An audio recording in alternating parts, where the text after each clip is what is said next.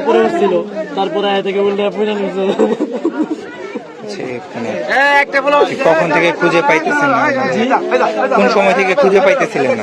কালকে সকাল থেকে।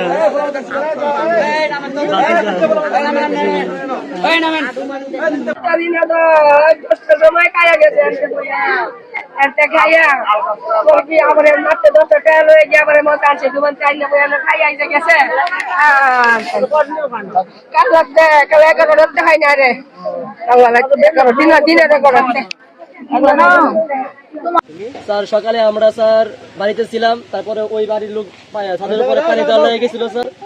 তারপরে দেখে স্যার ওই উপর থেকে পড়ে গেছে লাশ। স্যার কালকা 10টা-11টা থেকে নিখোঁজ পাইনি আমরা বিচারে। আমরা কাল থেকে কাল 11টার পর থেকে খুঁজতেছি, তো খোঁজার পরে যখন পাইতেছি না, তো মাইক অ্যানাউন্স করছে, বিভিন্ন জায়গাতে খোঁজখবর নিচ্ছে, আশেপাশে পুকুরের মাঝে খোঁজখবর নেওয়া হয়েছে, দেখা হয়েছে, তো পাইতেছি না। রাত্রে এখানে পুজো হয়েছে, রাত্রে এখানে পানি ছিল, আজকে এখানে কাজ করার কথা ছিল। সকালে আমরা বসেছিলাম ফায়ার সার্ভিসকে ফোন দেওয়ার লাগে, পুকুরে দেখার লাগে। তো ফায়ার সার্ভিসকে ফোন দেওয়ার আগেই বাড়ির মালিক আমাদের খবর দিচ্ছে যে এখানে আসছে। তো আমরা দৌড়াই এসে দেখলাম যে এই পরিস্থিতিতে পড়ে আছে। তারপর তো সব দেখলো, জানলো সবাই, তো এতটুকুই মানে আমার ইয়া করার।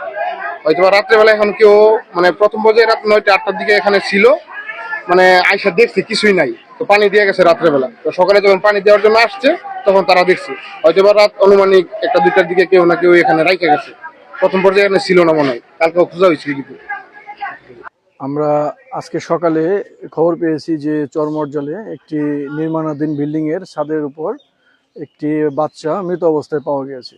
সংবাদ পাওয়া মাত্রই আমরা আমাদের সিনিয়র স্যারদের অবগত করে আমরা দ্রুত ঘটনাস্থলে আসি এবং আমরা একটি মৃত বাচ্চাকে দেখতে পাই। বাচ্চার বয়স আনুমানিক 6 বছর হবে। তো মৃত্যুর কারণ এখন পর্যন্ত আমরা নির্ণয় করতে পারিনি। আমরা ঢাকা থেকে সিআইডি ক্রাইম সিন ওনাদেরকে অবগত করেছি, ওনারা আসতেছে। ওনারা আসলে আমরা লাশের সরুথাল করব, সরুথাল করার পরে আপনাদেরকে আমরা বিস্তারিত বলতে পারবো আসলে মৃত্যুর কারণটা কি হতে পারে।